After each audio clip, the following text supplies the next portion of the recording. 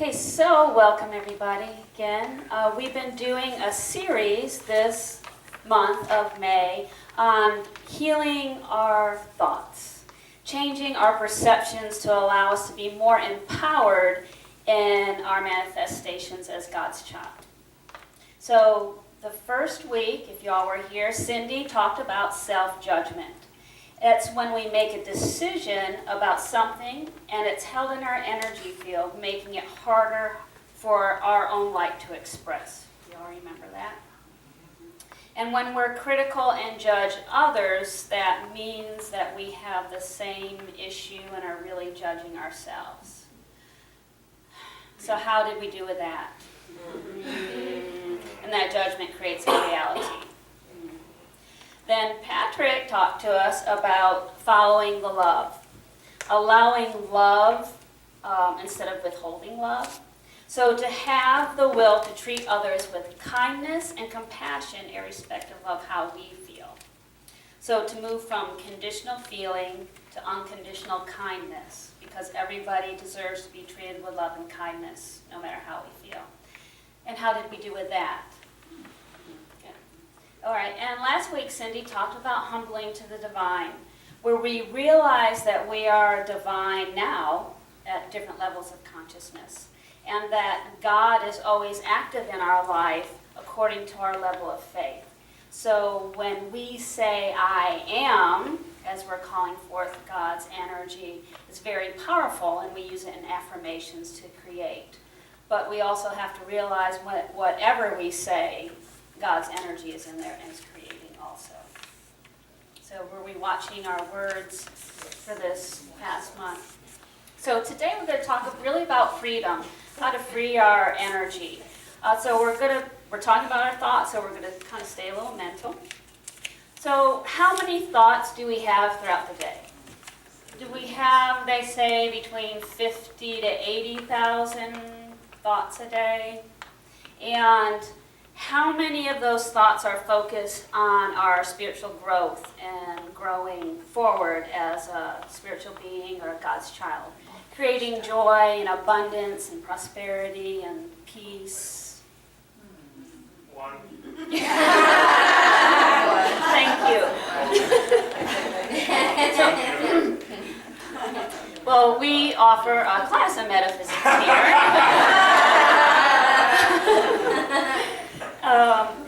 Our seminary class, metaphysics, and which I love to teach and have been honored to be able to teach that. And one of the first things we teach in metaphysics is that our thoughts define our world, and our words create our world. Our words are which bring our thought into manifest, into form. One of the first things, and we all know that, right? That's what we're working on, our thoughts, creating our reality. And then we learn that we all live in this unified field and that thoughts really don't travel, that they're instant. So we talk about we're sending love or we're sending thoughts, but what happens is we're in this unified field where everything is instant. So when I have a thought about Robbie, she feels that thought. It didn't have to travel through anything. It's simultaneous vibration of whatever you're thinking about. So there is no space and time. So it's not like dial-up where we have to wait. It's just like that. And how awesome is that for instant manifestation? It's great when you're using healing. We're thinking healing thoughts and we're sending healing thoughts to others, and instantaneously they feel it, or it's occurring. When we're doing Reiki or any type of wonderful feelings that we have that are instantaneous towards other people. The only thing that blocks that from us feeling that is our own beliefs, limiting beliefs that we have around us and our own judgments. Because we know when we think about somebody and all of a sudden they call, doesn't that happen? So there's that. It doesn't matter where they are. They could be in California, and you're thinking about them, and all of a sudden you get a call, because if they're aware, your thought has stimulated in their energy field. So how wonderful that we can have wonderful thoughts and have that healing opportunity through time and space. So what about the thoughts that aren't so healing? You remember all those other 50 to 80,000 thoughts that we have? Minus one. Minus one of those good thoughts. What are those other thoughts about? Are they about other people? Are they about what other people are doing, what's going on in the world, what's everybody doing that's wrong or not like how I would do it? And so you can relate to that. And remember from Cindy's service in the first week, she talked about our light. Our light is like in a lantern. It's like the luminary. You all have those on your porches or stuff. You have that light, and it goes through the holes, you know. Okay. So our light is shining through all these holes, and the only thing that's blocking that is our beliefs. So when that light shines through, is emanating, and we cast out those other 49,000 thoughts of judgment, it's like a dark, heavy energy that binds you and covers those holes in your lantern and limits the ability for you to give love and receive love greater. So, and we know that what we judge binds to us. So what we've judged, we didn't like, but now we have all this energy around it, and now it's stuck to us. And so that person or thing or situation is stuck to us, and it's stuck in their field as well. So imagine like on our porch we have these lanterns. You put candles in them, and all of a sudden you have like these dirt daubers that they come and, do you know what I'm talking about? The wasps, and they take mud and they cover up all the openings to make their nests. And so every time we are saying something negative or unkind, it's like we're slinging dirt. It's like we're packing on that dirt over that lantern so that light can't shine on us. And also the other person. It's like, energetic blood cells. And we all feel it, don't we? And aren't we aware when we're doing it? Yeah. Sometimes. But we do it anyways. But we know this. That's why I'm just going over it. And another thing that we teach in class is that God is omnipresent, which is everywhere present. God is omnipotent, all-powerful, and omniscient, all-knowing. So the students are always asked to see the God in every person, everything, every situation, and to look for the higher truth that's really happening behind what they're seeing.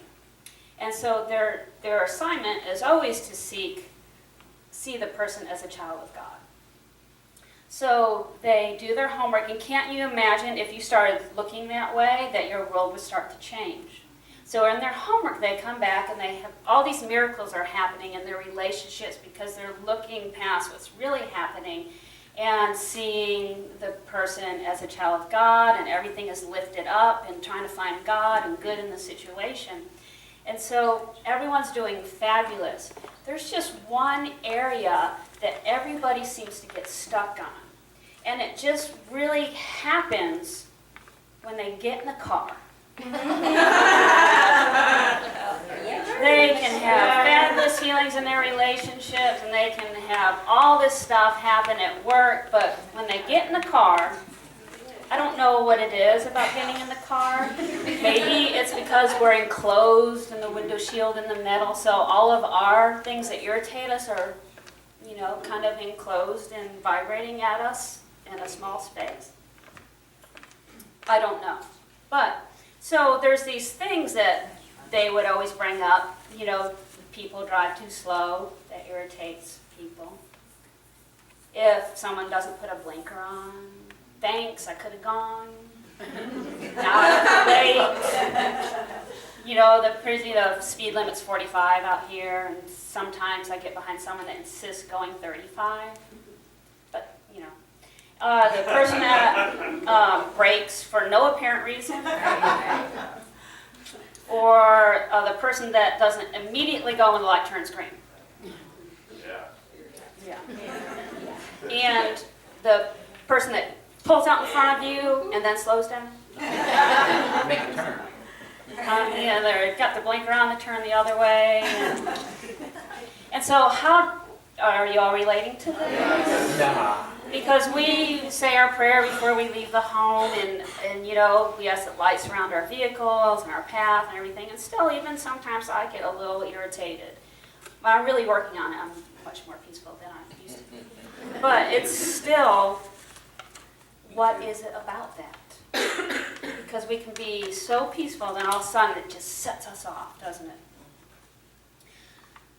All right, so when we're out in our world, driving from one place to another, we're kind of heaping a whole lot of mud on the people's lanterns, and our own lanterns, aren't we? And it doesn't really feel very good, because remember, they can feel it too. So we have just judged someone we don't know based on one action in one point in time. One action in one point in time. And now we are carrying that with us. So how much energy and emotion is charged in that? A lot. A lot. Traffic. We get constricted and it just doesn't feel good. So one thing you can think of, you know, they might be carrying a goldfish as a present for their child. We wouldn't want them to, you know, take a sharp turn and spill the goldfish and then their child doesn't get their gift. Or they might be carrying a cake or something. There's cargo in there. And so we wouldn't want anyone to have missed the gift that they were bringing because we were honking our horn or, you know, pressing on them a little bit to go faster. Okay. All right, so be honest. Who has pulled out in front of somebody without really realizing it before? Who has forgot your blinkers on? Who has almost driven by a place and swung in real quick? Oh, there was that.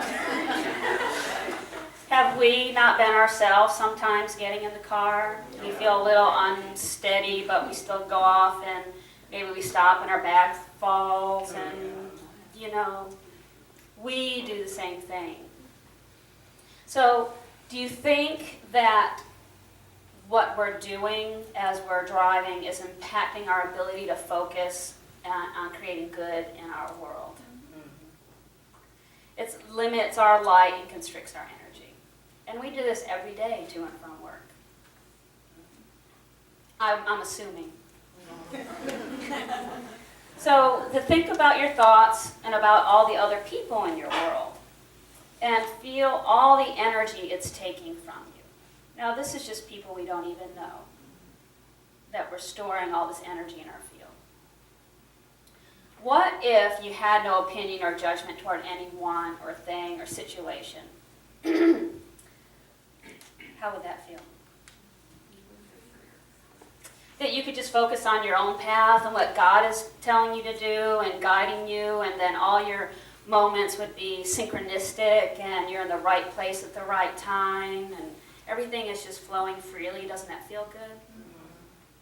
Okay. So we would need to free up our energy. Free it up so we can create what we want.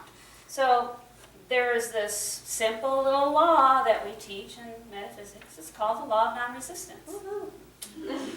And most of you know the law of non-resistance. The law of non-resistance states that we allow the outer to flow through you without opinion or judgment.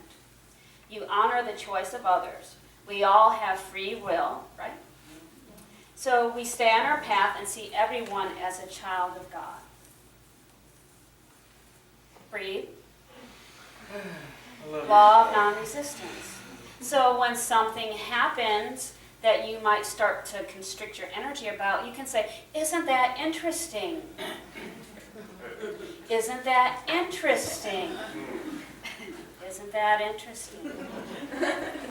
So, and you might say it, isn't that interesting? I want to do that at first. And then the more you say it, the more it just becomes, oh yeah, that's interesting. It's not, I don't have anything to do with that. You know, you have to start through gritted teeth, and then the more you do it, the more it becomes automatic. Like, oh, that person just must be carrying a goldfish. I was behind a lot of goldfish carriers today. But you see how that you can, you're shifting the energy, just by shifting your perception, and then it lifts you and frees that up. And then you can say, oh, I hope you take that goldfish home safely. And by doing that, we want to allow everyone safe passage through our mind. Because this is where we're holding our thoughts. And when we want to allow everything just to walk through without hanging on about what they did, what they didn't do. Because every time we attach to something, it's taking us off our path. Well, I'm walking over here. And if they're walking over there, they're not on my path. And my judgment is dragging them on my path. So in your mind, can you create a pathway that just allows everything to move through? And maybe you can just plant it with roses or pave it with bricks that say, isn't that interesting? But I'm over here. And that, as we do that, that allows for acceptance. And we don't have to understand. Because we have a hard enough time understanding what we're supposed to do. And if we're trying to understand why everybody else is doing what they're supposed to be doing, we can't have the capacity to understand because there's so much going on that we're not privy